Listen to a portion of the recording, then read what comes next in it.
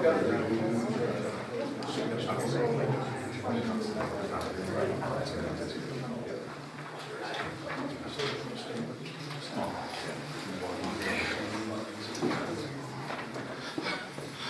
all set. All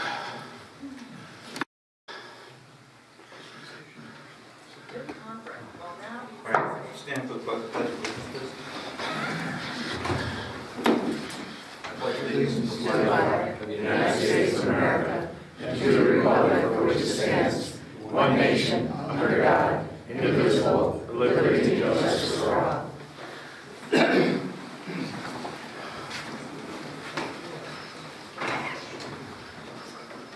nobody online. Okay. All right, good evening, everybody.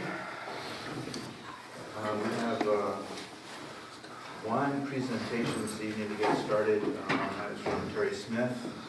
This is regarding the Ticonderoga Intermediate Airport Tower Beacon Project. Terry, I know you gave us some copies of the proposal. You want to come up and give us a brief rundown of what you're looking for? Yeah. As you both know, about a year ago, I was told about the tower and the beacon that stands back in the Ticonderoga paper mill property. This tower is important. I think it's very important to America, and it's very important to Ticonderoga history. The mill would like to take down, deliver the tower and beacon to the ground, but they want to take it down, but they want to wait until the ground is frozen. So that means they want to take it down within the next 3 or 4 weeks. I've got the proposal now. The proposal is ready, but nobody has read it yet. So I can't ask that we do this between now and the next meeting. So what I'm asking for permission for the mill to take it down and to bring it onto the property and just lay it down on its side on the property.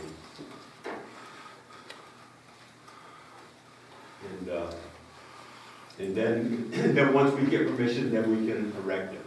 But if we don't do that, they're going to have to wait. They'll have to wait probably until the middle of summer, or if not even longer than that. In fact, we could miss out on the opportunity of getting the tower. And this tower is very similar, if not identical, to the one that's in the Smithsonian Institute right now. So I think it's important. So anyhow, you have the proposal in front of you. Now, in 1939, the federal government developed and constructed an airport with a tower as an auxiliary field during World War II. International Paper bought the land to build a new paper mill, and the airport was located where it is now. IP now Silvano has offered to move the tower with no charge to the town. Once it's on the property, we'll have time to pour the footings, complete the paperwork for the APA and the FAA. After all these are checked out, we'll be able to put the tower up. From what I've seen so far, I've checked with the APA. I've had people on the airport committee. Airport committee have looked through the FAA and all the requirements and so on. I don't see any problems at all. So more than likely we'll be able to put it up in the time it is. Once the tower is up, I'd like to see a plaque on it, and then I'd like to see a little shed on the side, which is similar to the shed that once sat on the side of it when they had the original airport back in the 1930s, 40s, and 50s. There's a couple of people on the that fly in and out of the airport right now that remember flying in and out of this airport.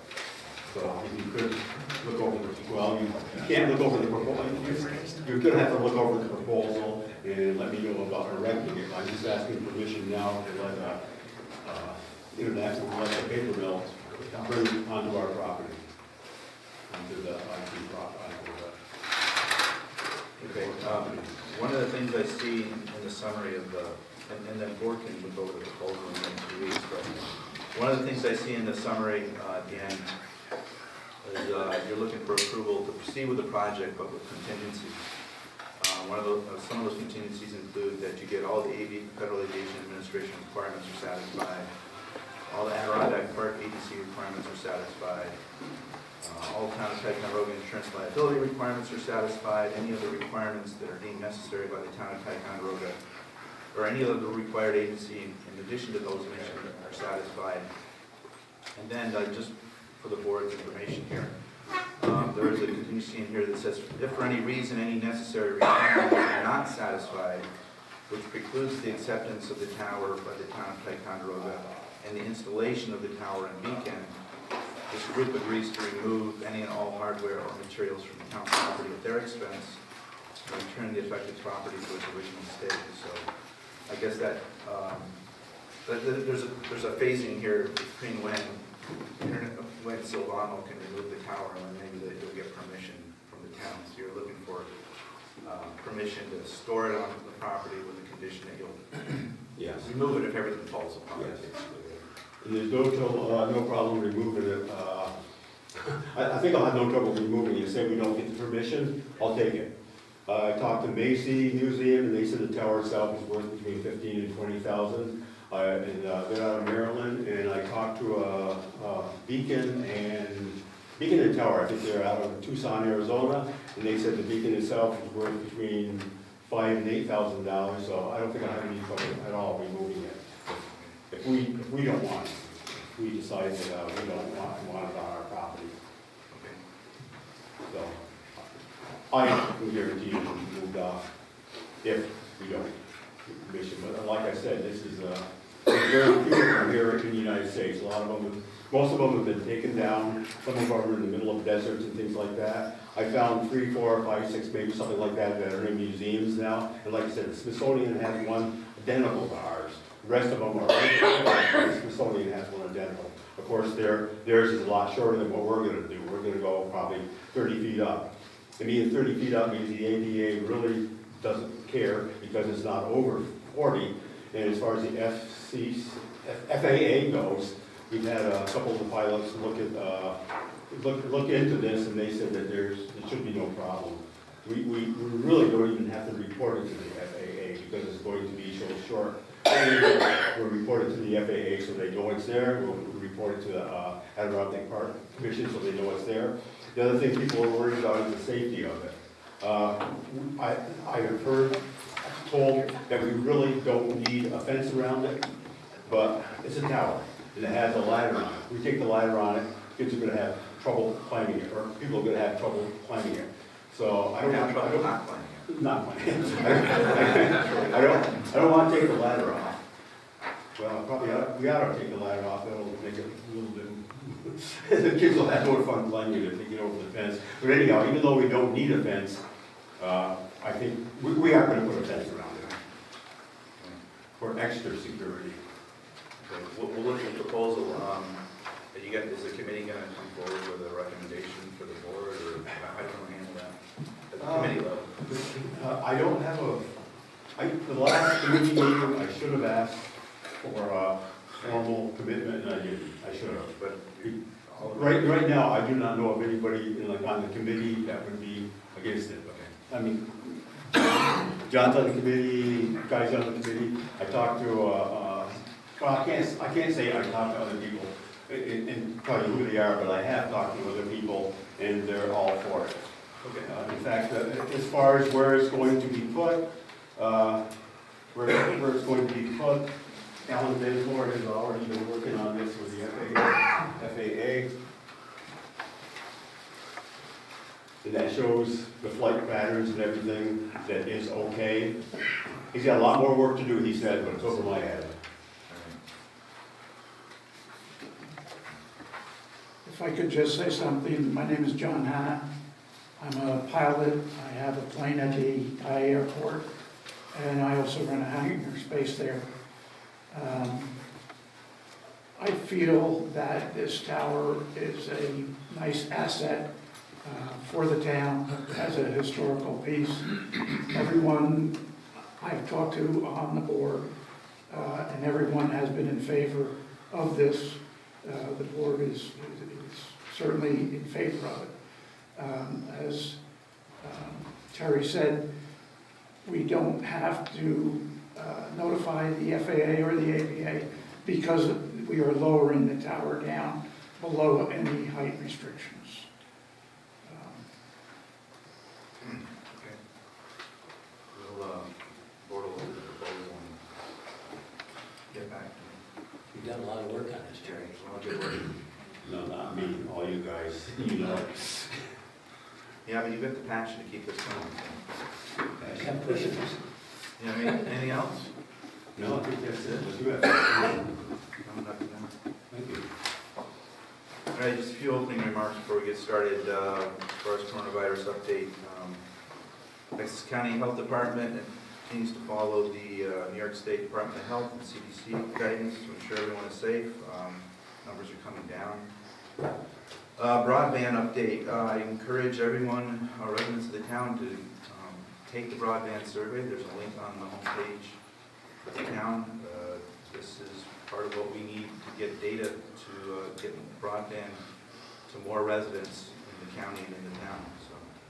So, likewise, there's also a survey on the town's webpage, on the homepage, about the child care survey. Again, critical part of increasing our economic development. We have several cases where people have left the town because they don't have adequate child care.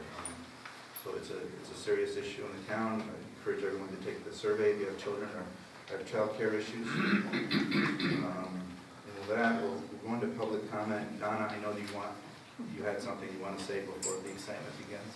Yeah, just thank you, Mark, for the point about the child care survey.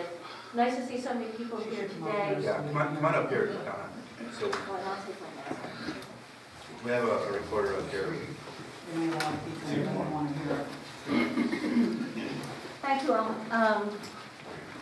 To Mark's point, you can go on to either the town website or the town Facebook page, or the Thai Alliance Facebook page or website.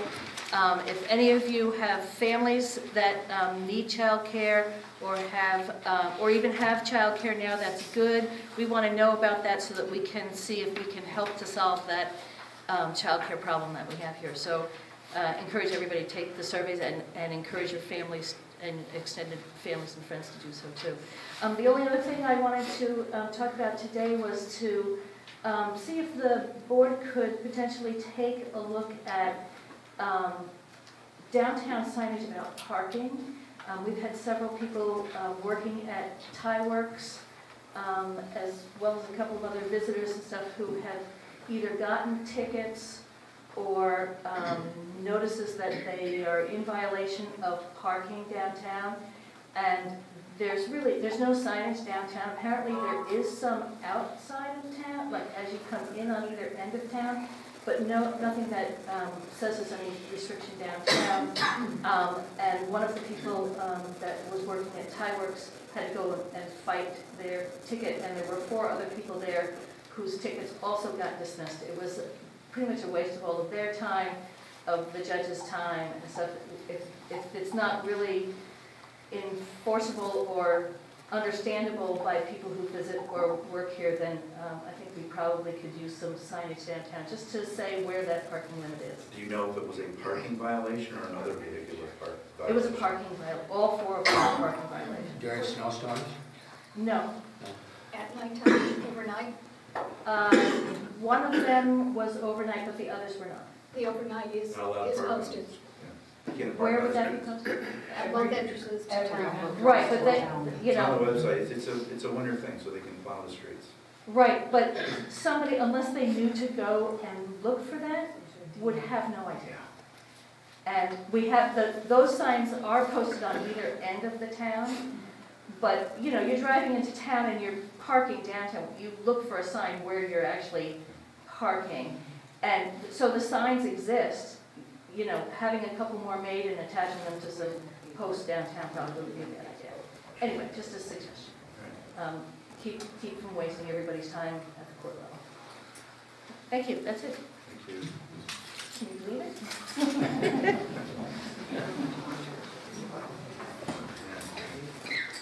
Is there anyone who does not have a water-related question or comment? All right. You know, I understand there's a lot of people here tonight that would like to present some information, new information regarding the Chilson Eagle Lake water issue. I don't need to tell anyone that this issue goes back quite some time, all the way back to the 90s. The board certainly open to hearing any new information you want to bring tonight. Time will be limited, so I would encourage you to focus on your main points that you'd like to make tonight. I'm a big proponent of communication, but I'd like to remind you that we do have some town business that we do have to do this evening. And I'm sure myself, and I'm pretty sure I can speak for the board there, we're more than willing to entertain a special meeting time, an informational meeting time, to discuss this in more detail, so you have the opportunity to present all of your information and get, you deserve the time to do that. I've put a placeholder on the agenda tonight to the resolution to set such a meeting up. I was looking at March 17th at 6 o'clock. We'll finalize that at the end. One thing I want to say, comments about what was done or what was not done in the past have no place in this discussion and no place in any further discussion. They do not move us towards a solution. So I ask you to please refrain from that. The town has applied for funding. They met with various state and federal officials regarding solutions for this issue. In addition to discussing the options, we've also sought the help of those officials to gain funding to make options viable. The town was notified by the Department of Health that we are eligible for a drinking water state revolving fund grant award of $3 million and an interest-free financing of $5.3 million for 40 years. So the town has made a promise to the residents to seek out funding. This is one benefit of that work, that effort. It's only a first step, but it is a step forward. The town has encouraged residents and continues to encourage residents to contact your legislative officials regarding this matter. However, I can share with you that we have been informed that some representatives have received conflicting information regarding the claims that the town has not been forthright or truthful with those representatives. I don't have any specifics, I don't really care. But communicating with our elected officials is great. However, communicating from the position of division or even the perception of division impairs the town's ability to secure the confidence of these officials. It impacts the ability to secure any support, including financial support, and weakens the ability for us to help you. We all have to be on the same page here. I was in federal government for 35 years, and I can tell you that when officials are presented with conflicting information and evidence of non-solidarity or confusion among the petitioning party, they're going to be less likely to become associated with the effort or risk any involvement. So I would strongly encourage everyone to begin to work together on this. And with that, I'll welcome your comments, but time will be limited. Okay? Whoever's up first, please come up to the front, state your name for the record.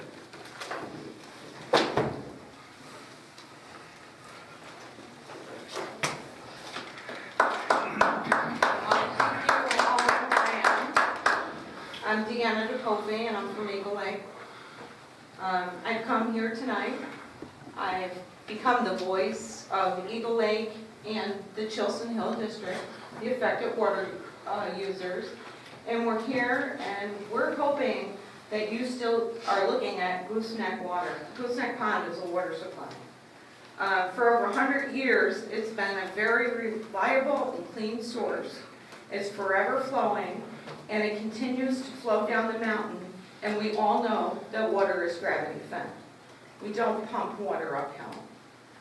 We, the people of Chilson Hill and Eagle Lake, are very aware of what the requirements are from the Department of Health and what they have demanded from the town of Ticonderoga for many years, and it hasn't been addressed. A couple of the issues were the covering of the reservoir. We have a solution for that. Provide the users with adequate filtration or treatment to ensure that we have safe drinking water and maintain the dam at Gooseneck Pond. We have a solution for that. With that being said, the residents at this time are not willing to entertain a water district as proposed by the town. We would really like the town to take a look at our option that we are going to present so we can keep this water flowing from Gooseneck Pond. So how do we solve this? I know you guys are really wondering that, right? Sure. Oh, Yeah, great. look, Okay, we're good. interested in any solution that you have. Because it's actually quite simple. I mean, I have formed a group, and as you can see, this is, how many people have you ever seen at a town board meeting? This was me. I live 100 miles away. These people came for me, and they came for their neighbors. They want answers just like I do. The NPR that was proposed, that was, when you did that AES, the main purpose of that was the investigation of forming a water district. The NPR that was put in is cost prohibitive. Some people can't afford it. Some people can't drill wells. Some people are going to be without water. Some people have put in notices to you that said, I am putting in my written notice that says, I will be providing my own water source. That fell on deaf ears. We were told that Okay, we're not gonna talk about the past here. hold on. Do you have a This- proposal to share with us? We do, but I still have some time in this, and this all ties in together. Okay. This is we're not- all with the NPR. We're not gonna rehash the past. We're not If you have something rehash. to present, I am trying to present it. if you have And- something to Okay, present, so at some point, common sense has to be used. At some point. We have to stop throwing good money at bad. We have to start looking at another option. They looked at 3 options. We tried back in 2020 up at Chilson Hill Fire Department, and I don't know how many of you were there, but I know I was there, and I presented an option, and it fell on deaf ears. No one wanted even to touch it. So what have I done? I've been speaking to residents at Eagle Lake and Chilson Hill, and they're here tonight. I've had discussions with Bill Brunel, a Credit supervisor who's knowledgeable in engineering, building contracting, and what I discussed with him is exactly what he thinks should be done. So he is going to present what our proposal is to you tonight. good. Bill, please present it. I'm not an engineer.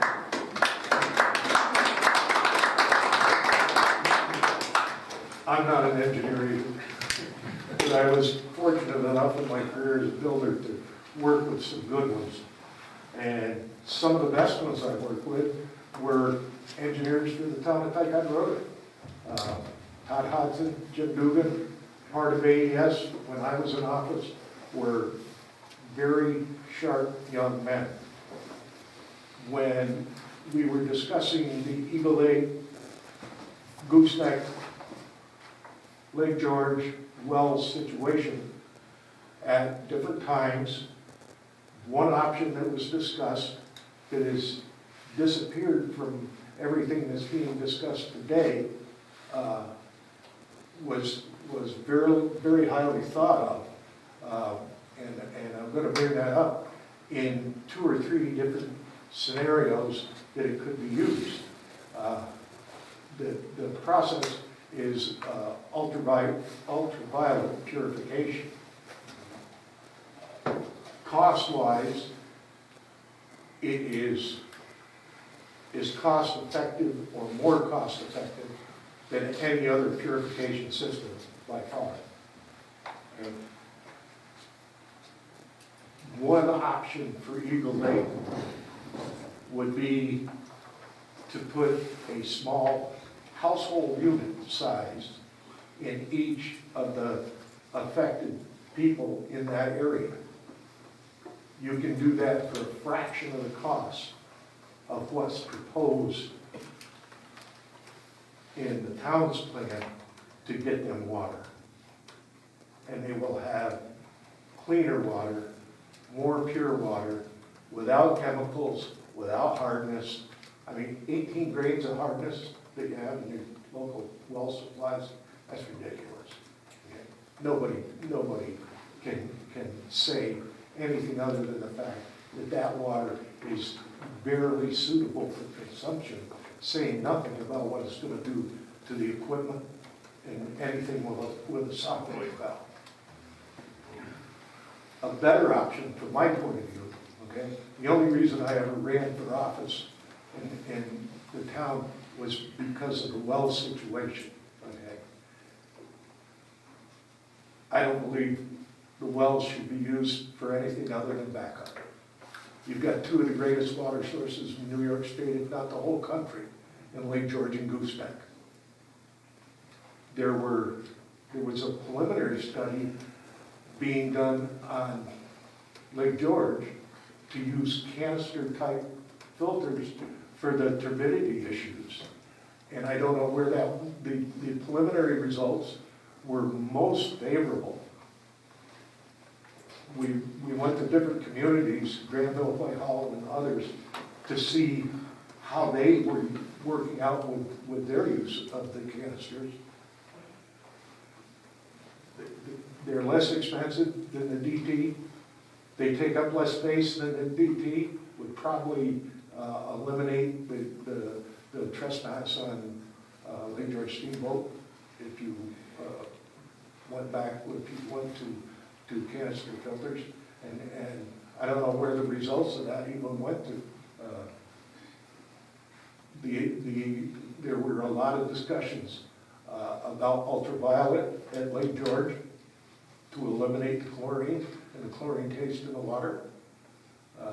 It's a more economical way to purify your water than the chlorine injection, and you don't have contact time involved with the chlorine. It goes through the ultraviolet, it's a done deal. That's another issue with the Eagle Lake users. You've got the injection station at Eagle Lake now. I don't believe it would take much expansion to put in a single unit that is available for well under $100,000. That can do 600,000 gallons a day, which is more than Eagle Lake even produces. You could run that back down the hill and put your wells on standby. So you eliminate the pumping cost. You'd eliminate the cost of pumping up the hill, in addition to the cost that you're burdened with now with the wells. And you'd have better quality water. It's a win-win. And I really feel that the town needs to address this particular type of system with the engineers that you have on board and find out why it isn't even being discussed. There's no logic for me in that type of engineering design that it would say, don't consider ultraviolet and pump water over Chilson Hill. It's just not a workable solution. So those are the possibilities that we're trying to bring to the board.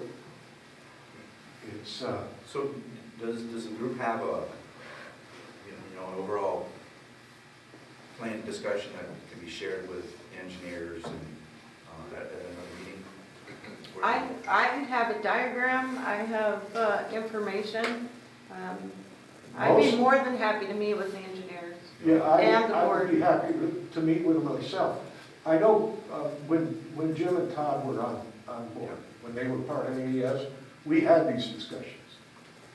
And I think Mr. Fuller was involved in some of them. And I'm sure he recalls it, that the ultraviolet was, it was something that AES hadn't thought of originally, but once it was brought to their attention, both of those gentlemen seemed quite interested. And we can talk that in more detail. Do you know why it didn't go forward? No, Was that when you were? the first discussions were when I was in office, and they got dropped when I was no longer in office. And we drilled another well, and they claim it's redundant. You're supposed to have redundant water sources. You with 2 straws and 1 glass, you got redundancy. Not where I come from. But you go to Lake George and Gooseneck, I think you're looking at a pretty redundant system. Absolutely. A lot safer for the people of Ticonderoga. Yeah, I mean, there's some issues with the Baldwin plant that start to become expensive, but we can discuss that, but, With the DT replacement and all of that, I understand that. I was part of those discussions. That's why we traveled to the other communities to look at the canister filters. Okay, DT was outdated when they built that, okay? Not that the state of New York ever does anything that isn't the smartest thing in the world when it comes to Department of Health and DEC, but, we're rebuilding the sewer plant because they made us put the stormwater and septic waste together, it's. But I think we really need to sit with the engineers and say, hey, come on, guys, let's take a hard look at this and see if it is a much more practical way and a much more cost-effective way for Ticonderoga to go forward. And I'd be happy to sit at those meetings. so can you support a meeting on the 17th at 6 o'clock? I believe so. If I have an issue with it, I'll give you a call. And do you have other people, or do you have your own engineers or your own legal that could support that meeting? I don't know if we can eat at the meeting. I think it might be a good idea if Mr. Fuller was there to check. We'll be there for the town. Yeah, well, that's, I don't know if you need any kind of engineering support behind you to explain the principles, or, I wouldn't think so. okay. I feel confident enough to at least bring forward the ideas and see what the engineers have to say. If they stonewall, and I really don't see that happening, but if they should, then we can bring forward an engineer or two.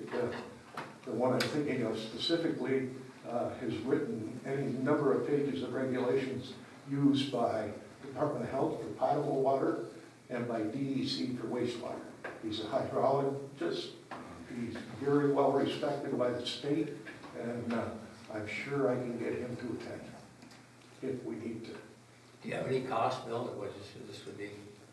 I mean, even though it works out, would you have a cost comparison?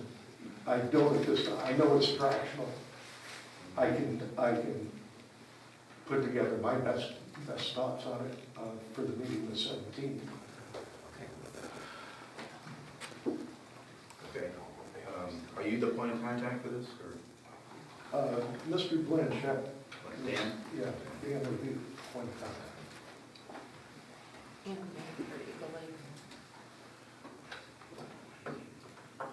Okay. More questions? Any more questions for that? 17th, you said the 17th, 17th? tell us a lot more. Yeah. Yeah, When you get down to the nitty gritty. we're willing to entertain any options at this point, and you may have a valid one, I don't know. Thank you, Mark. Yeah, I'd like, our engineers to hear your engineers and your proposal, and if it could somehow satisfy the consent decree. So far, I'm working on similar projects that I've been involved with, but like I said, I'm not a licensed engineer, but I'm going off the experience of those projects. I've had the opportunity to install ultraviolet and use it. I've had the opportunity to do chlorine-based systems. I've never done a DT other than my own swimming pool.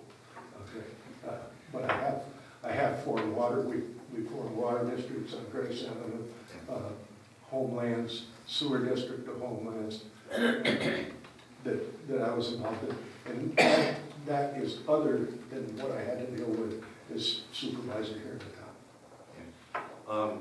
Let me ask our town engineer, Greg, what kind of data do you think they need to bring forward to this meeting for everyone to kind of get a picture as to whether it's a viable option or not? Do you have any insight into that? I think I tried to take notes while you're talking, just trying to make sure I capture all the points. I don't think I need any additional information per se, because we've gone through a lot of these before, so we have a lot of the answers and/or full data from before. I was on some of the site visits with you. I work for Todd. I think we can pull it through. I guess for me, it would just be making sure I have a list of all your points so I can make sure I go get some background for you and put it back Okay. and have answers. So that would be the most helpful thing. You guys have anything written Tyler down? has my contact information, Okay. and you can get hold of me, I'm available most of the time. Okay. I'll go through, I want to go through and do some research on the points, and then Yeah. I'll make sure that, I mean, make sure I have them all. most of what I discussed as far as the ultraviolet goes, I didn't get into a lot of building specifics. But it's information that's readily available on the internet as to size, capability of the units, and cost, and whatnot. It's all there. I have a question for the board. Is it normally the responsibility of the residents to come up with a proposed fix for a problem? Well, the town did come up with 3 proposed fixes for the problem.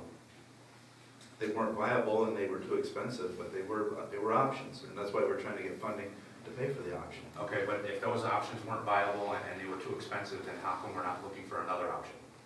Well, how many options do you, I mean, this gentleman just stood where up do and you gave go us- when you run out of options? We haven't ran out of options. You just stood up and gave us 3 more options. That's my question. And you asked him if we could bring engineers and bring answers or a proposed plan for the fix, but Yes. isn't that what we pay our taxes for? And isn't that what the It's town is supposed to do? It's your plan, we'd like to hear your ideas, we have no idea what you're thinking about for this project. Okay. I'm just saying, if I mean, we can come to a solution here tonight, or we can just continue to argue about this. I think you all want water, don't you? absolutely, well, again, it's So got to let's be stop worrying affordable about, and let's feasible. stop worrying about blaming the town for not coming up with this particular option. Nobody's placing blame on anybody. We're asking questions.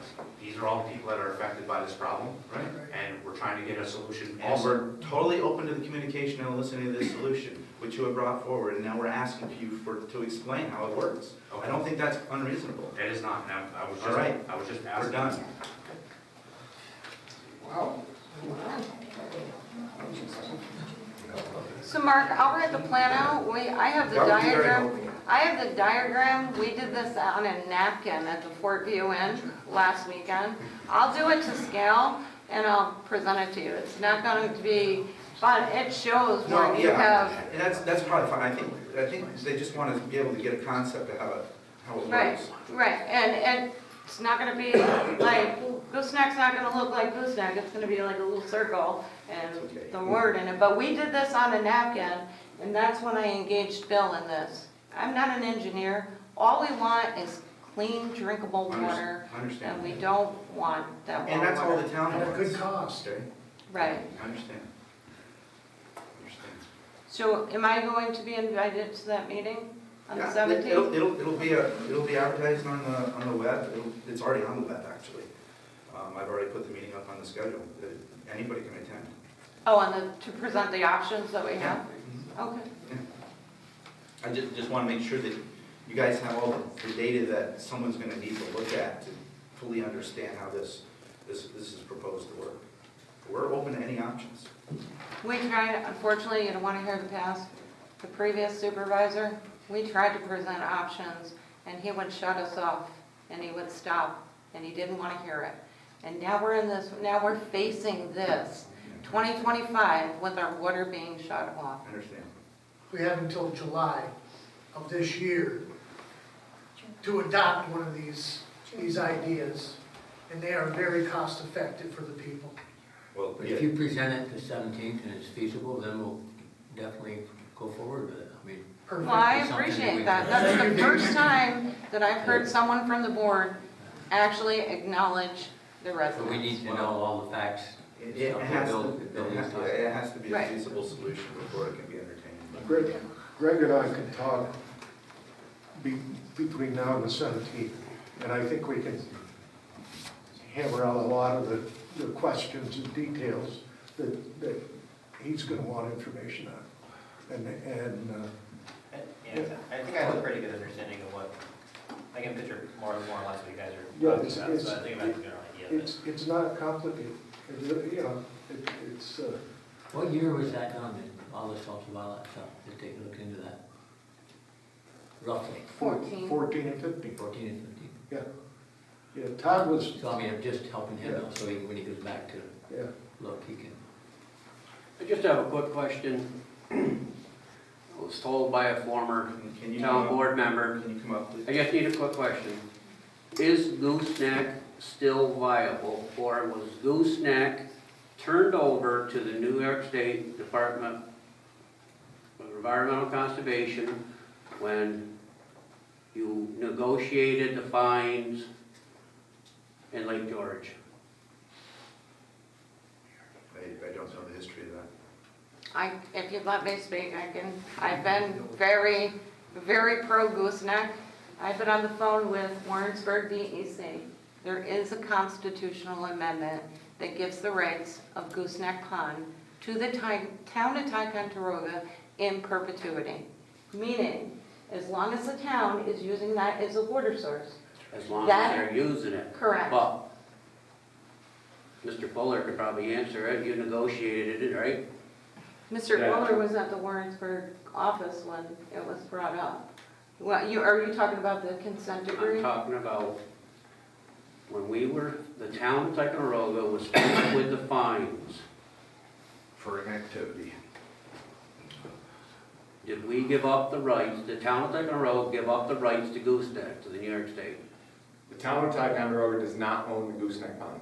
Exactly. The state of New York owns the Gooseneck Pond. The town has a permit dating back to the early 1900s under Article 15 of the Environmental Conservation Law.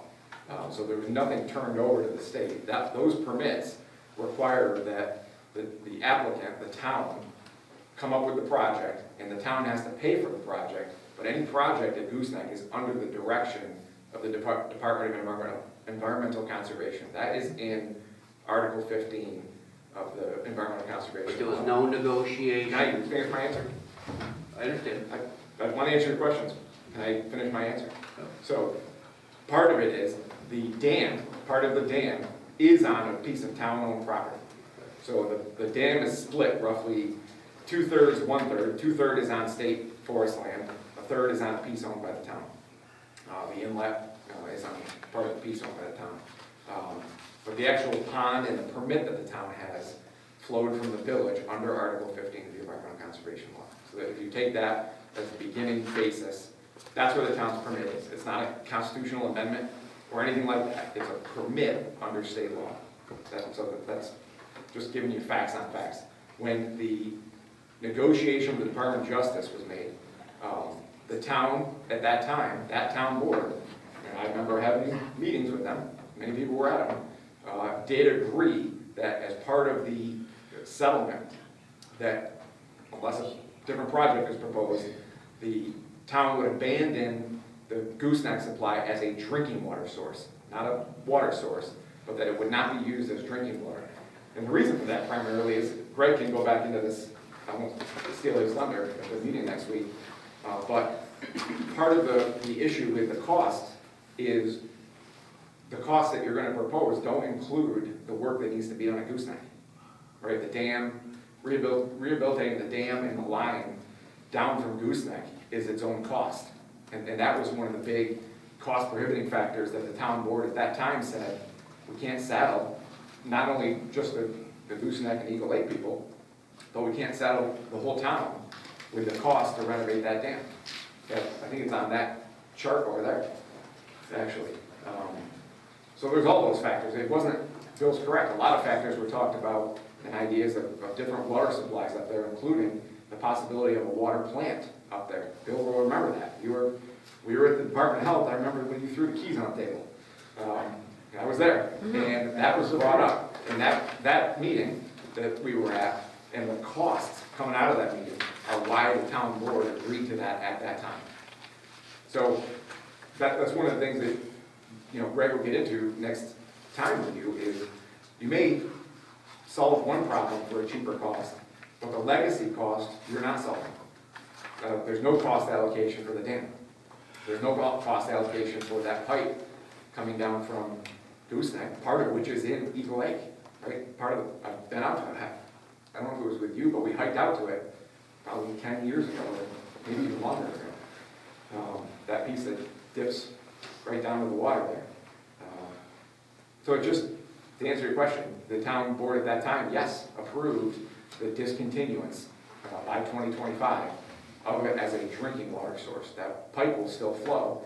DEC still has the obligation to basically take down the dam or leave the dam there, because that's under Article 15 of the Environmental Conservation Law. Question. Didn't, in fact, at one of the meetings we had with DEC, we were in Warrensburg, and didn't they, in fact, read the amendment to the Constitution? They granted Ticonderoga. No, but if you remember, I brought the information, because Todd had put it together from the early 20s and 30s when the town got its Article 15 permit. You have a permit. That's the idea of the right to the water. The town has a permit for the water, right? That flowed from the village, and that's been, now, there are problems with that, which we don't need to get into, with the town's compliance with that permit. But the town has a permit. That does not necessarily satisfy the drinking water regulations, right? The right to get the water and the obligation to treat the water are two different things. I wonder why DEC stated that there was a amendment to the Constitution. I've never heard that. Tonight's the first time I've heard a constitutional amendment. It's not just for gooseneck, it's for several bodies of water in the Adirondacks. This constitutional amendment is spanned out over a large body. Well, you got to keep in mind too that Article 15 of the Environmental Conservation Law somewhat predates and came into existence in the late 1800s with the Adirondack Park. Right? The Adirondack Park wasn't designated throughout the history of New York City. Right.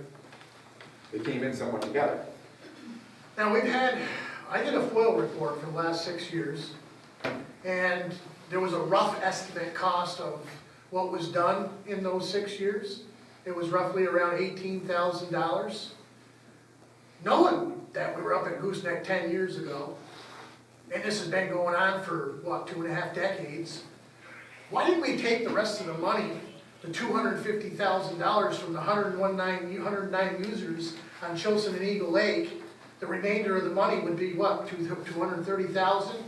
Why didn't that money flow into the problem Dan, that was up by the dam? Dan, what good is this discussion to us now? We're trying to get to a solution. Well, I'm just making points that For what? obviously people in the past have made some very wrong decisions. We can't go back and change those decisions, Dan. We're trying to go forward. Let's stop living in the past. I think the point he's trying to get, was there a reserve account with money put aside for the maintenance, repairs, and improvements of Gooseneck and the water that's coming for Eagle Lake and Chilson Hill? You're collecting this money and you're only using X amount. Granted, you have personal service costs, you have maintenance, and you have overhead. For the last 6 years, you've collected $240,000. Estimated cost for repairs and maintenance for 4 breaks in Eagle Lake and Chilson was roughly $17,000? 18,000. It was an $18,000. estimate. Where was that other money? Was that put into a reserve account? So that would help with the cost of taking care of this water solution. Or was that money put into a general fund? Most likely, COMOS. And again, if you do general fund on everything, 'cause just looking at your stuff here, like you have a forfeiture, I see that, like 1,700. Where did that 1,700 go? Where does that money go? Where was that, what was that forfeiture in the first place? Was that a seizure from the police department? And if so, that cannot be put into the general fund by law, both federal and state. So I guess what he's trying to get at is, was there any contingency planning for this? Money put aside? We know you have reserve money. You know at the end of the year, you have money left over from your budget. Was that put aside knowing the cost and everything involved with trying to get us drinkable, clean water and keeping Gooseneck Pond? I guess that's a question. Maybe I'm putting you on the spot, you can't answer that. You're only in office 2 months, 3 months. But can we get an answer on that? Try to find out. I have another suggestion of who should be at this meeting. Is Marlene Martin from Saranac Lake, Department of Health. She's very involved in the project and the oversight from the Department of Health. Kelly Duvall from Warrensburg DEC.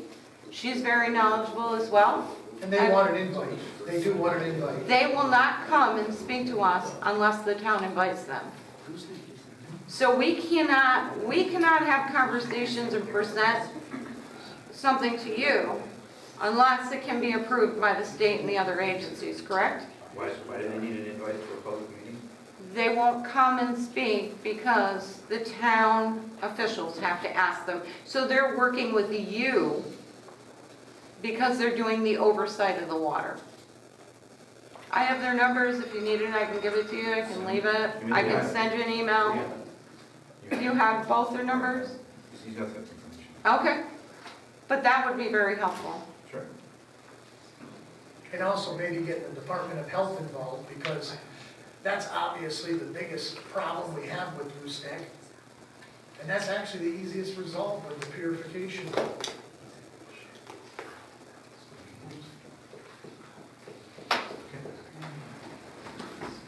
And can I ask just one other question? Maybe Dan should bring this up. Dan showed me a video of a cap where the pumps are on Old Chilson Hill. Do you want to show him that? They're not locked. Yeah, right across, I can show it to you at any time. I mean, if you want to look at it now, I did a short video. What is this? Right across from my house, 134 Old Chilson Hill. I'm the new guy in the block that had to find out, through not having any information disclosed when I bought my house, that there was even a water problem. If I can come up here, I'll show you this. Been having a lot of issues with my neck, so I'm trying to stay as still as I can. This is right across the road, and it's not even locked. It's 6 feet deep. A child could open that up. It's not that heavy. I lifted it. The motors are running. You'll have a kid lying on these pumps, dead if they get curious and try to look inside of this well. How long's that been like that? I just noticed it today. I was walking down to my friend's house, and we seen that there was no lock. I mean, it's obviously been like that for a while, because there's no way of putting a Seems like lock on somebody it would have now. brought that to, somebody should. You would think so. You said this is Yeah. your property? There used to be a Right building across on the it. road, Barn, probably down, maybe 30 yards down opposite of mine.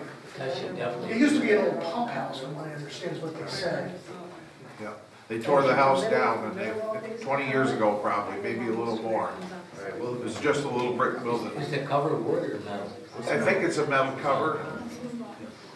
yeah, okay, so, we'll schedule the meeting, for the 17th at 6 o'clock, and, bring, in the meantime, we'll invite the people from Saranac. If I could, Mark, just one quick thing. You got like 1 minute. When you look at that thing, I understand you're under the gun with some really hard, lousy water in Street Road.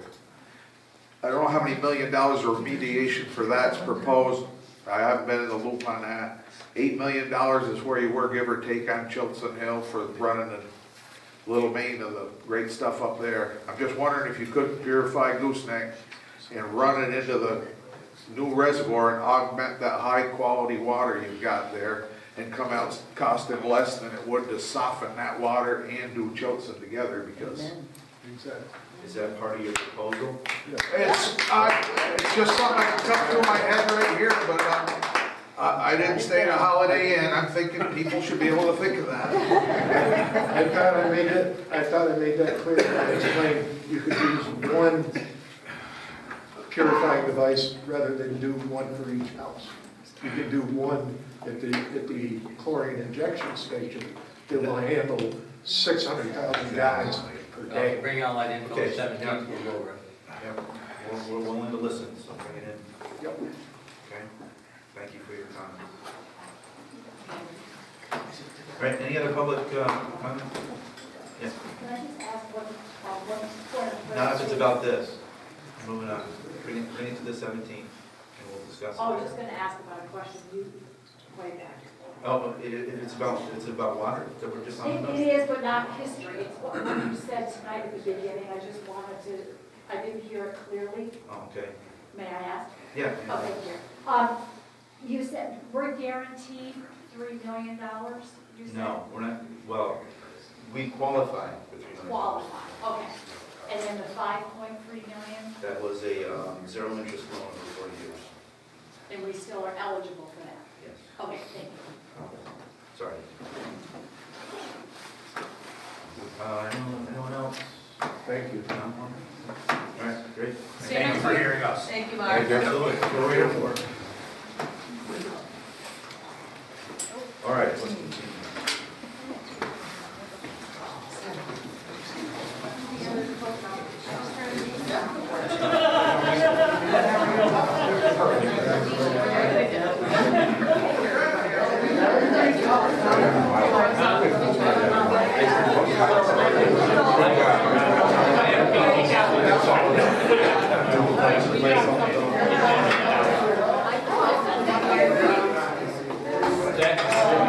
Donnie and Lori.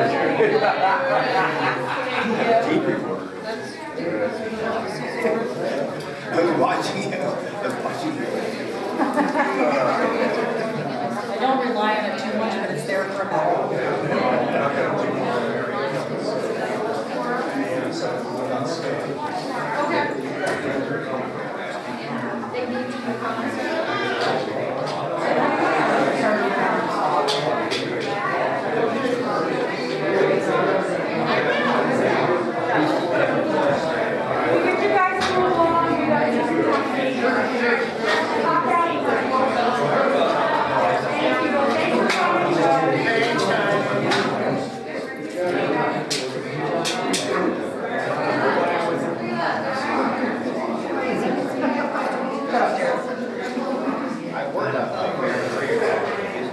All right, let's move on.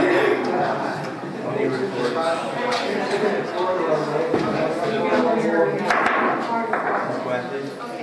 So Katie has worked on it for One conversation is up here right now. Let's go to the airport. I didn't really have anything to report other than that, the minutes are attached to the agenda. I have started to look into discussions with the FAA to remove the GPS nighttime approach restriction. Finally got logged onto the site, so that's moving forward. Other than that, there's nothing to report from the airport. So, we'll go on to economic development.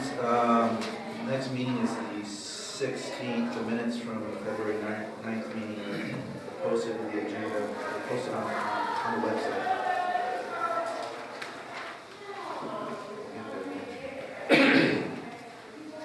Highway transfer station, Dave, what do you have to? Oh, I'm sorry. You skipped me on I'm purpose. sorry. It's usually such a long meeting, I just want to get. You're talking about my meetings, right? Yeah, sorry, buildings and grounds. Okay. All righty, good. Probably doesn't sound like trivia when everything else is going on. We had somebody come to our meeting, his name is Clayton Messner, and he was representing the Essex County Lebanex, and he asked permission to erect a 6-foot-tall, 42-inch wide black granite monument engraved with in appreciation to all Adirondack Marines. This monument would be placed near the main entrance to Bicentennial Park. Because that was his chosen site. Because of its height and width, the members were concerned about the staging of various large events and the viewscape of the park. Its anticipated cost is between $20,000 and $30,000. The Marines are supporting the money. Mr. Messner thought that other service organizations might want to erect a similar monument at other entrances to Bicentennial Park. Though not opposed to the idea of this monument, the majority of the members present felt that the best spot for this type of monument would be at Veterans Park. It was decided that committee members and Mr. Messner should walk through both bicentennial and Veterans Parks to explore potential sites. The morning of March 4th for a walk in the park was set. Mr. Messner will bring a blackboard. Actually, it wasn't a cardboard, it was a wooden mock-up to assist in the selection of the potential site selection. I have to add to this, the committee has gone on and they cannot, they're not accepting the idea of putting this monument in the park because of its size and the location. And we also feel, and my husband who sits on the committee is a veteran also, that the best place for it is in the Veterans Park. And so on Monday of this week, we walked, we not only walked Bicentennial Park, but we walked up to the Veterans Park and we picked out a couple of potential sites that would work for the monument.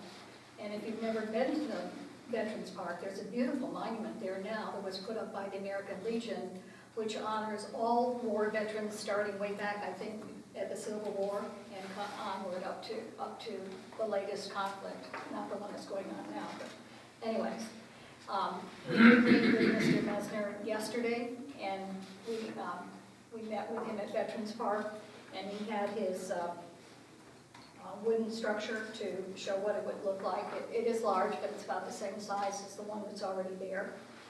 And he did say that he didn't feel that his committee members would accept that site. So we regret the fact that they're not happy about putting it in the Veterans Park, but in the best future plans, I think that's what we should be doing with anything related to veterans. He's going to take it, we're going to present him with a letter that says that we feel the Veterans Park site should be chosen for the monument, and he's going to see if his members will go along with that, and we'll send him a formal letter telling him that that's the site that we have chosen. Our tennis courts are badly cracked, but they were last year too, and unfortunately the company did not get here. Hopefully they'll be here, and we also need to get some new pickleball nets in before that work starts. We had another discussion about the former D&H properties, which is, I'm afraid, like opening a can of worms, because the town purchased former D&H railroad property in the town quite a few years ago. Over time, homeowners on adjacent properties have asked to lease or purchase sections of the former property.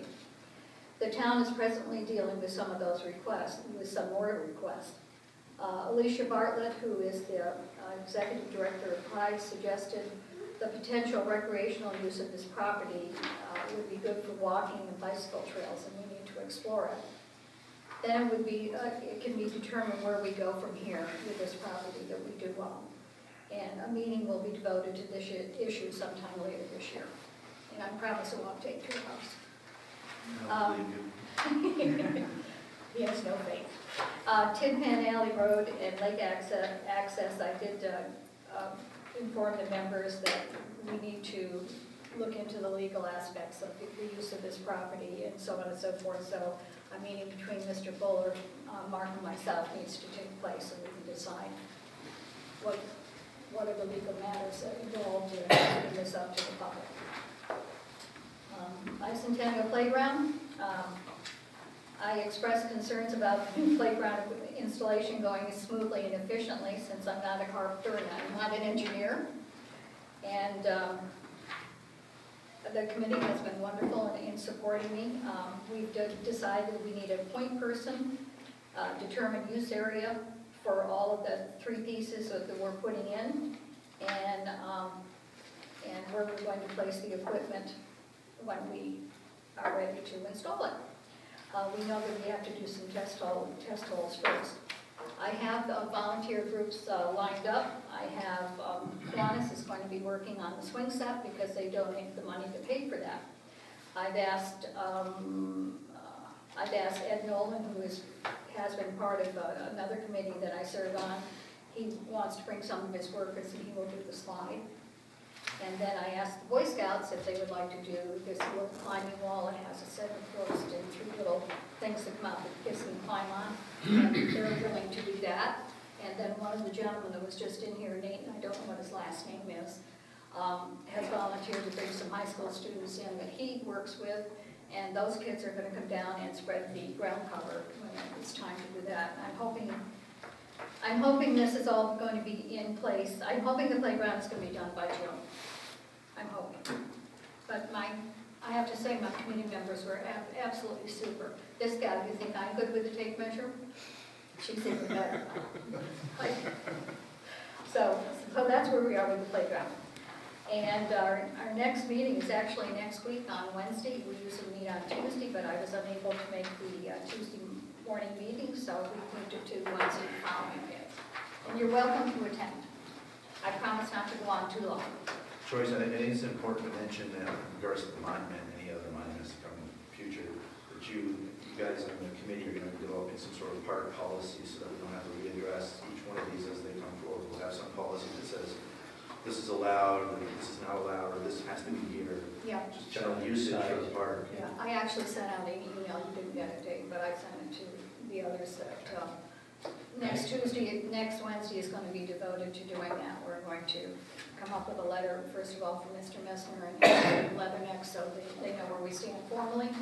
And also, we're going to develop the policy, or whatever we're going to call it, about what can go on in Bicentennial Park in particular.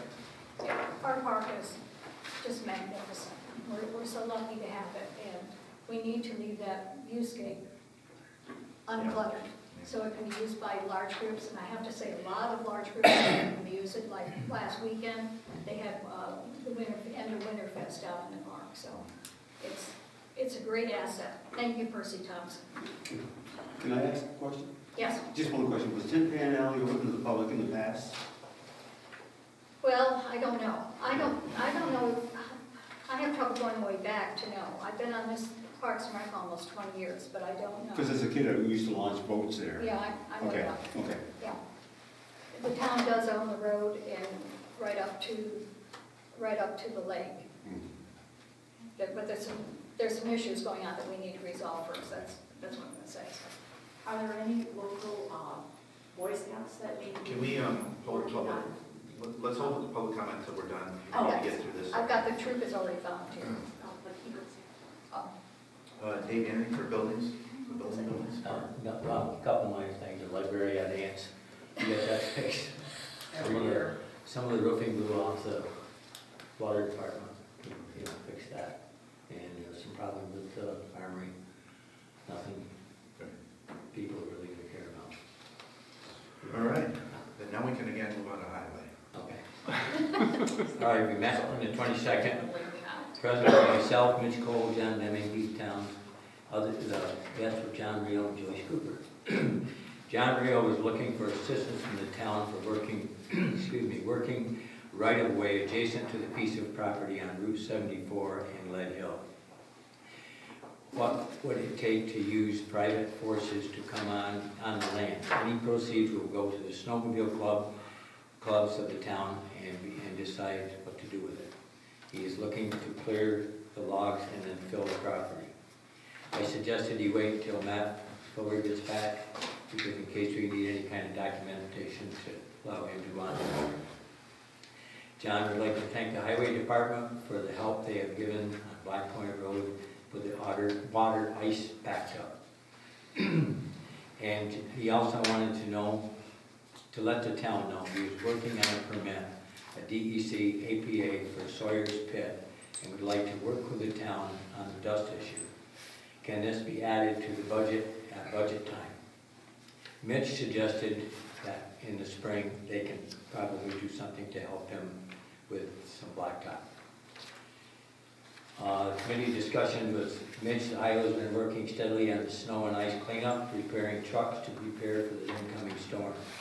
Culverts are being cleared out as quick as we can to try to contain the water. Heath said, I noticed a sinkhole on Lord Howe. It is going towards the sidewalk. Mitch stated at this meeting he will go down and check it and see what can be done. The fuel system at the highway garage is being updated with a new key thing today. And the meeting is adjourned at 9:45. The next one's on the 29th at 9:15. But we have some resolutions to follow. I have a resolution to acknowledge March 30th, 2022 retirement date for Richard Holland. I'll move it. I'll second. I'll Any pay this. discussion? All in favor? Aye. All opposed? Carried. Okay, resolution to advertise for a full-time transfer station attendant. I'll move it. Second. All in favor? Aye. Carried. Okay, and it's a resolution to authorize an emergency purchase of a highway superintendent vehicle. The current vehicle experienced an unexpected blown engine, which is unserviceable. This vehicle is critical to the highway department operations and public safety. The town has been unable to obtain vehicles through state contracts in a timely manner and unable to obtain quotes to find multiple dealers with inventory. Financing is through the highway fund balance in the amount of $49,000. And we have comparables throughout, there's 3 other places we've got. So we did end up getting Yeah. a couple of quotes, right? Yeah, yeah. And we couldn't find any engines. He tried to get a motor to replace the one he had, and that's impossible to find also. So, And that was for $49,135. Yeah. and I'll move that. I'll second. Any discussion on that? No? All in favor? Aye. Aye. Carried. Okay, that's all for, That's all you got? Yeah. All right. Yeah, library. Oh, I guess. Well, I don't have to furnish the minutes for that one, though. Okay, I have a resolution here, which I'm going to present both of these very, very happily. Resolution to accept the Phase 1 Environmental Assessment Report by KAS Environmental Science and Engineering for the 6 Carnegie Place property dated March 7th, 2022. I'll move it. I'll second. Second. Okay. All in favor, any discussion? No? All in favor? Aye. Aye. Carried. And the second one is a resolution to accept the Inspection Technologies Company inspection report for 6 Carnegie Place property dated February 28th, 2022. I'll move that. Second. All in favor? Aye. Carried. All right. Thank you, Matt, for your work on this. Appreciate it. Municipal facility evaluation, Tom? Yes, we met on February 28th. The members present was myself, Chris Dotsey, Mike Mosier, and Jeff Cook. We had Mark Wright and Dave Woods also appeared. Fortunately, well, I say unfortunately, but one of the committee members was on vacation, so he was unable to attend. So the minutes are posted and part of the agenda here, so I won't go over them in detail. Just a couple of high-level notes. A matrix was created from the Alfondra report that outlined the suggested repairs and maintenance on some of the buildings. A lot of those, that report, of course, was done many years ago. Some of that repairs we assume have been completed and some of those upgrades done. But the next step is now to take that report and vet through the different buildings that are associated in that report and identify what has been completed and what's outstanding so that we can make a recommendation to the town board on what needs to be done on the various buildings. So that's a work in progress, but one I think that needs to be done to follow through with that report. So moving forward with that. AES is still moving forward with site evaluations. So that's going forward for the police department. A couple of concerns that was brought up by some of the committee members was that some of the locations that were being looked at were potentially in a 100-year flood zone. That has been brought to the attention of AES to look at as a first source. So if that's the case, then it needs to be eliminated. We can eliminate those without further ado. It was also discussed as to whether we wanted to look into getting a design-build company to give us a more accurate cost estimate of completing a police station to work in conjunction with our engineering firm. And to that end, Mike Mosier has said he would look into finding a few to bring in and have a discussion with us so we could get some idea as to what their cost evaluation might be. So that's ongoing as well. We also discussed when the police department moves from the present location and that building is no longer occupied by the police department, that something needs to be done with the buildings and grounds, which occupies underneath that condemned building. And so we're going to schedule a meeting with AES and Grant to discuss possible locations and what his needs are for the size of the building and location that he's going to need to get into. So that is something that's going to be scheduled here in the not too distant future and be able to move forward with him. And so that's really it. We did meet with Chief of Police Merkel and Virgins with AES and several of the committee members. Did a walkthrough of their police station, which is relatively new in the past 10 years, to get an idea of some of his ideas of things that they did that worked and some things that they did that didn't work. And I think everybody learned a lot on that, and it was a worthwhile trip to Virginia. So I want to thank Chief Merkel for giving us a tour and his insight. And we did get some drawings from him of his layout, floor plans that were given to AES. AES also has in their hand the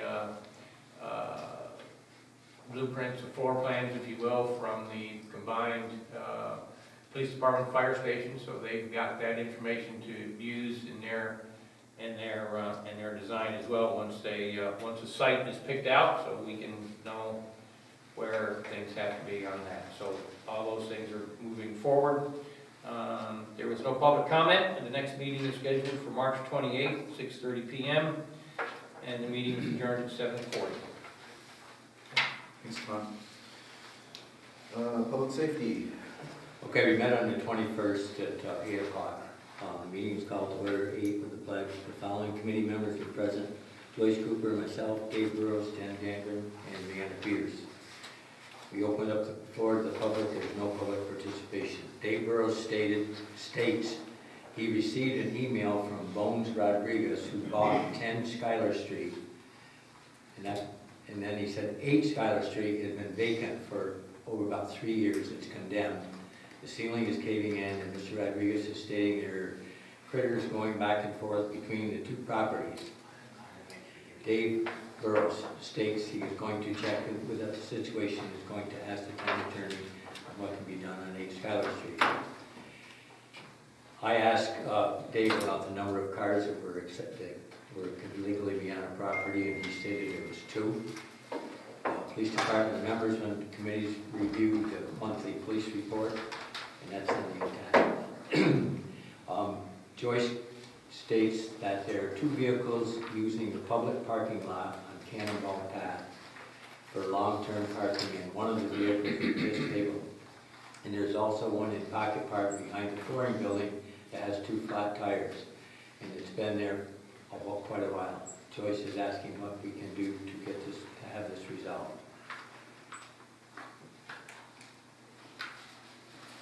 Okay, the police had they had 355 calls to service, incident reports 28, arrests 18, uniform traffic tickets 49, DWIs 2, accidents investigated 13, speed trailer is out of service for the winter. Patrol unit 7B376 needs the water pump replaced. Appointment is scheduled for Wednesday at Egglefield Ford. On February 2nd, 2022, officers responded to Walmart for a report of a property damage incident involving a suspected intoxicated operator. When officers attempted to interview the operator, identified as John Scape, he became combative. As a result of a police investigation, the officer arrested Scape for DWI, aggravated DWI, and resisting arrest. He was released with an appearance ticket to appear in Ticonderoga Town Court at a later date.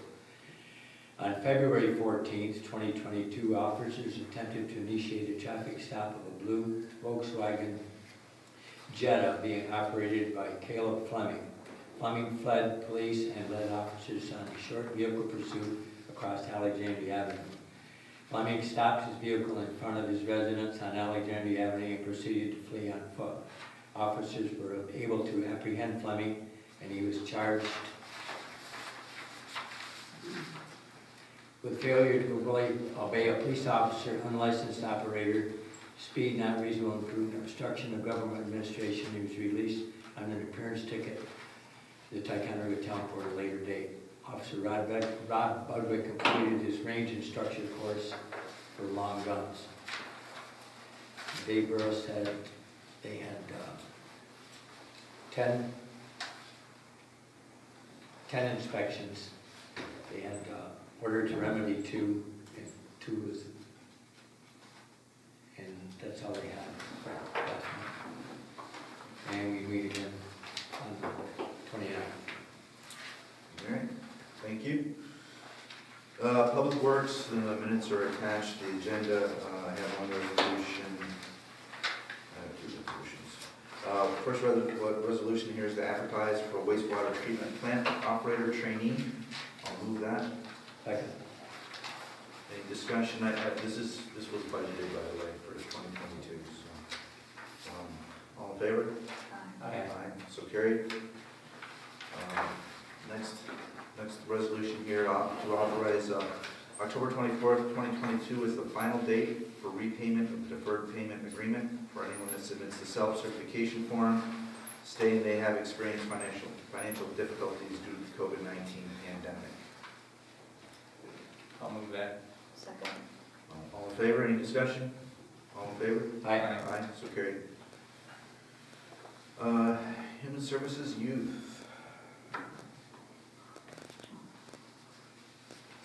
Last month we didn't have a quorum, so there's No no. quorum, okay. We do have a full group now, 7 members. Oh, you do? Yes, we do. I think I probably was in this before. Okay, we have a few resolutions for youth, and they all pretty much apply to our summer program.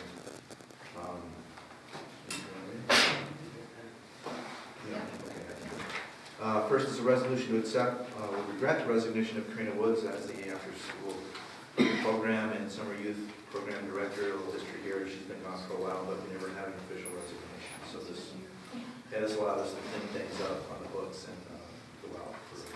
So moved. Okay, so do I have a second? Second.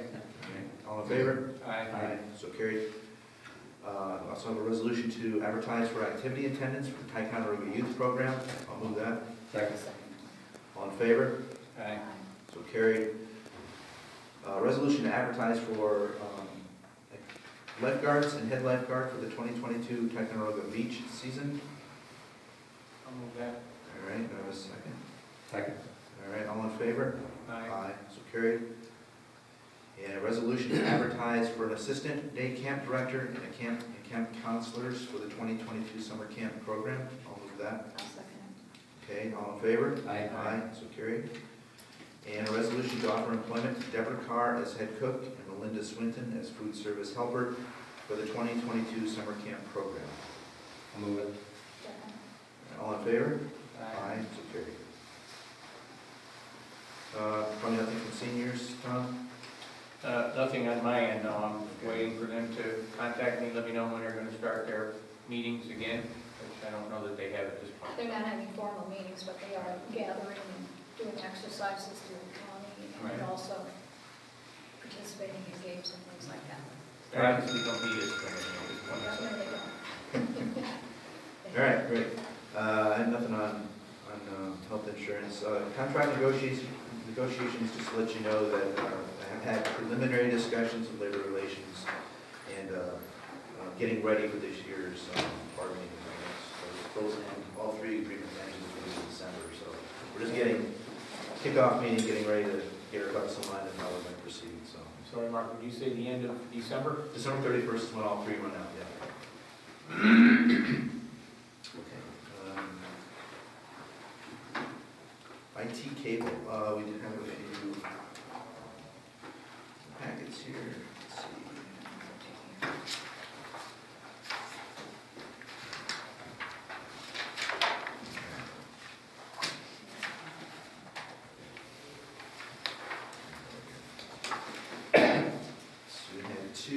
minutes needs from Charter. Three? Yeah, three total. Yeah, all right, I didn't figure out the other one. One of them is, it's letter of service notice that on or around March 28th, 2022, Spectrum Northeast LLC, Spectrum will launch Story TV satellite feed on EB, HD, SPP, and HD tier, and HD standard TV on channels 156 and 489 on the channel lineup servicing the community. Also making customers aware that Fox Life will discontinue service on or around March 31st, 2022. Spectrum will remove Fox Life on channels 241 and 891 on the channel lineup serving your community. Another one here, stating we value our customers and are committed to providing them with the latest products and technology. Programming fees charged by TV networks we carry the greatest single factor in high cable prices and they continue to rise. Despite our best efforts, programming fees and other rising costs have impacted our pricing, resulting in changes to the rates we charge our customers, and they have a list of surcharge rates here, which is in the minutes. I won't bother reading through them. The last one just came in actually today, and I just threw it in there. Yeah. It was Spectrum Northeast was notified on March 2nd by NBC Universal Media on behalf of the International Media Distribution that it ceased distribution of the CR1 Russia. Accordingly, effective March 3rd, the aforementioned network is no longer available on the channel lineup serving your community.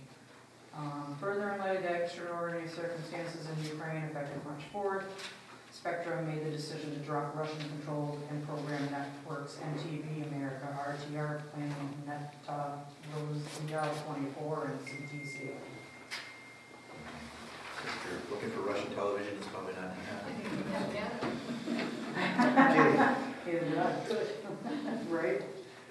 Some financial resolutions here. Resolution authorizing prepayment for the emergency purchase of the highway superintendent truck in the amount of $49,135, which we discussed earlier. I will move that. Okay. All in favor? Aye. Aye. So carried. This is a good one. Resolution appointing Amy Beeman as senior account clerk and Rebecca Norton as account clerk. This has been some time in coming. They were, at one time or another, they were provisional. So I will move that happily. Second. All in favor? Aye. So carried. Next one, resolution authorizing the creation of an account. This is 83089. This is to receive the state aid for the court. I will move that. Second. All in favor? Aye.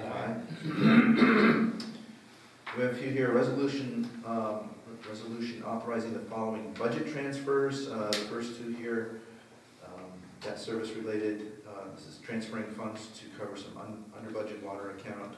The next ones are transferring funds from insurance receipt to the repair line. And,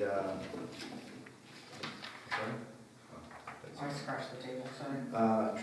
The next ones are moving some money out of contingency. Again, this was to fund some under budgeted general accounts from contingency. Balance at the end of this is $79,449.50. I will move that. One more out there? About the central communications. Yeah. It's on the next page, that other one there. Again, I'll move that. Second. All in favor? Aye. So carried. Next one is a resolution authorizing the following budget adjustments. So these are funding accounts by the general fund balance to cover under budgeted. We have in here, the first one here, finance employee HSA, that is an amount that an employee chose a different program, and so we had to that budgeted for, so that's a slight increase in price there. You can see the rescue squad EMS, that was the additional $30,000 that we voted to give them for 2022.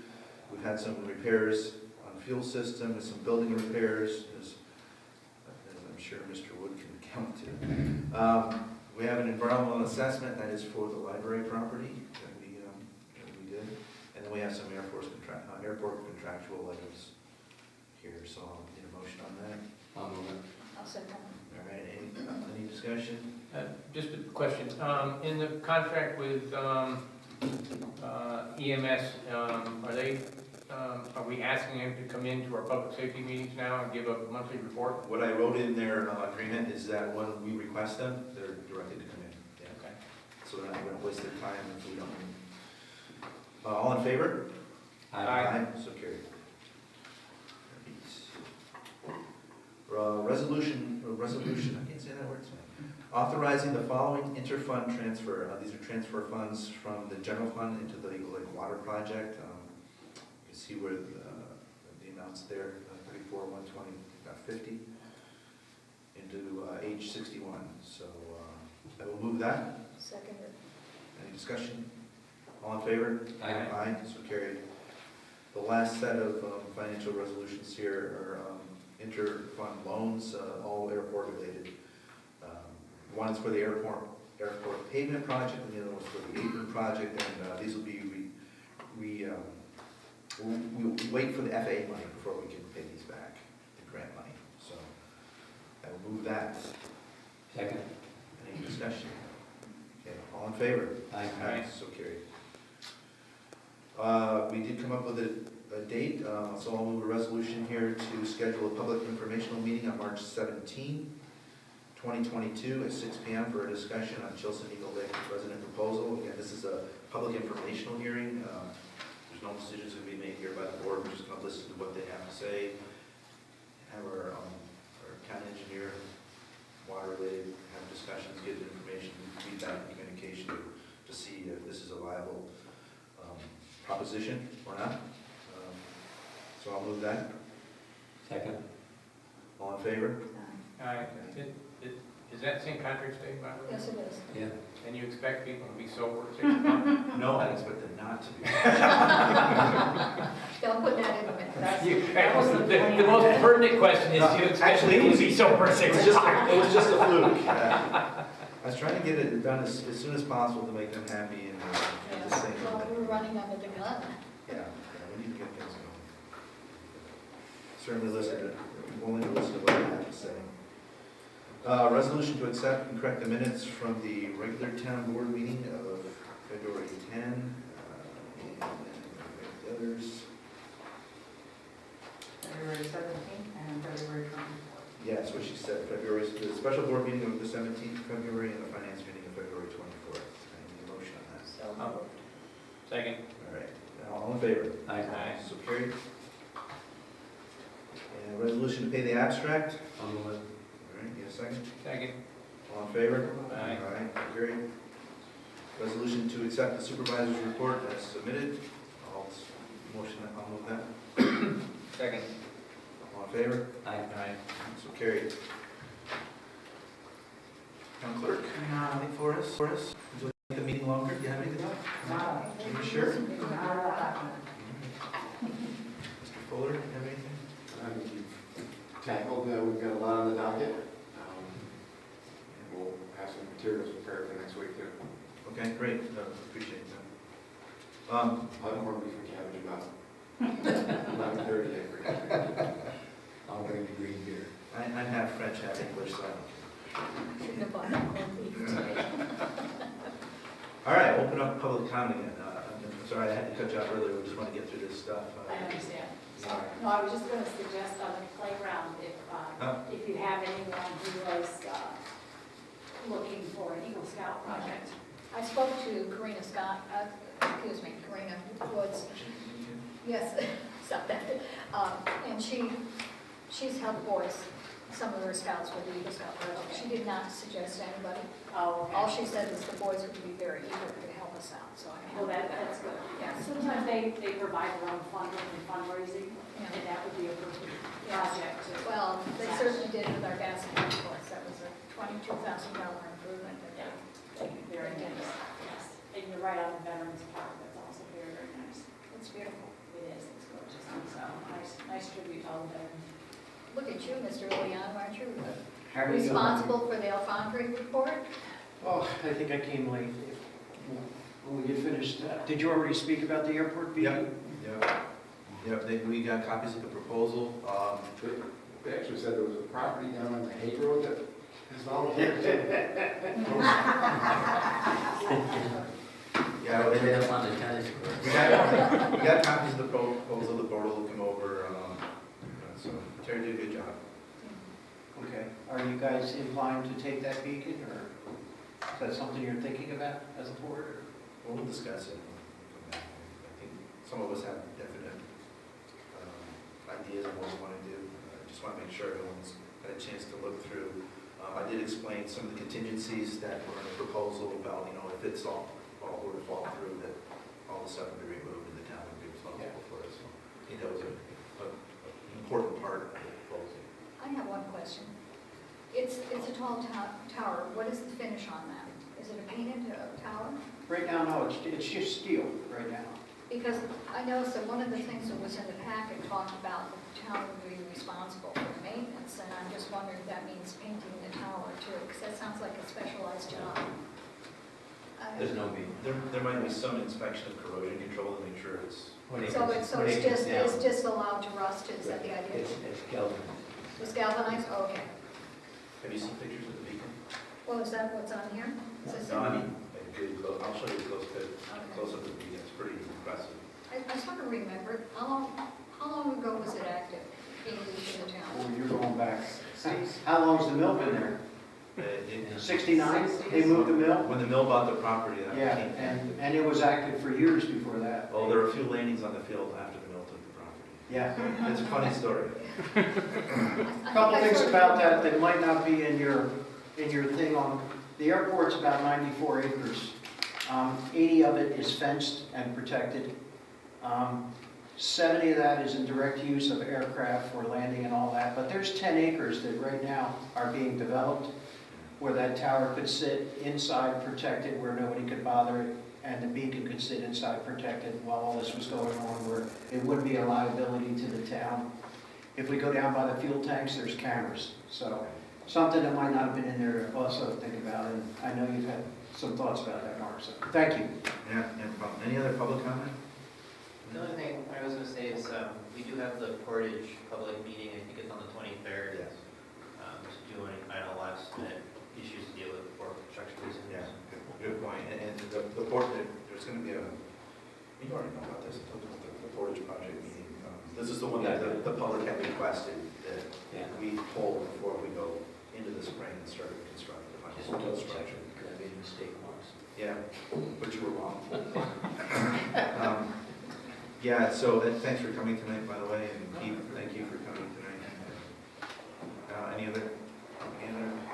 Yeah, I have something real quick. Well, I was contacted today by a resident that was asking me if the town had, and this has to do with with what's going on over in Ukraine, any concern about it and the tensions between the United States and Russia, and whether or not the town and or the county had a place for residents to go in case of air warning, overflight warning, if there was and if we did have, then to educate the people and citizens on where to go and what to do.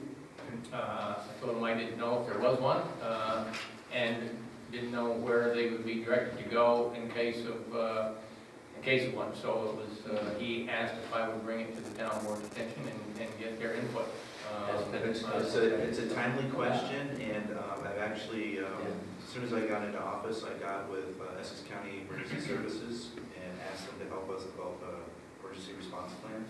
And part of that is defining fallout shelters, basically. The Armory is still a fallout shelter, even though it doesn't have a generator, because we get help from American Red Cross to Right. And we have like an impromptu agreement with the fire district to use that facility, the community hall. We'd like to get something more official, though, like a memorandum of agreement with them. But yeah, all this would play into what the county is helping us develop. Great. And then official, but unless we can put 50, 55 people in there. So that's EMS and their family, and then we're all We're all cold, right? I'll save one spot for, no, we can get 50 people in there. Yeah, but it is another, It's open to anybody that But I think that, the question is, what's the signal? Is it the fire whistle blowing X number of times, or, who knows? Yeah, But anyways, that's a good point, and that would have to be identified in that response plan, Right. how people get notified. Right. And then, just second to that, something that's been in the back of my mind for quite a while, and something that we certainly don't have to address now, but, a lot of municipalities, and mostly probably larger cities, if there is, and I had to deal with this when I was living down south and dealing with hurricanes and stuff, but they had a place where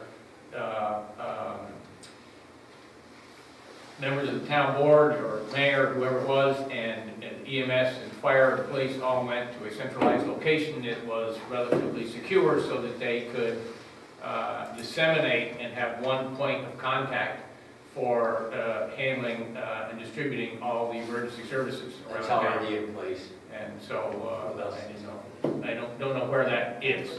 Usually it's a hardened place that's got generators, generators and internet access and stuff so that you can coordinate all the emergency services. I don't know if that's something we have in place, and if not, we might want to consider.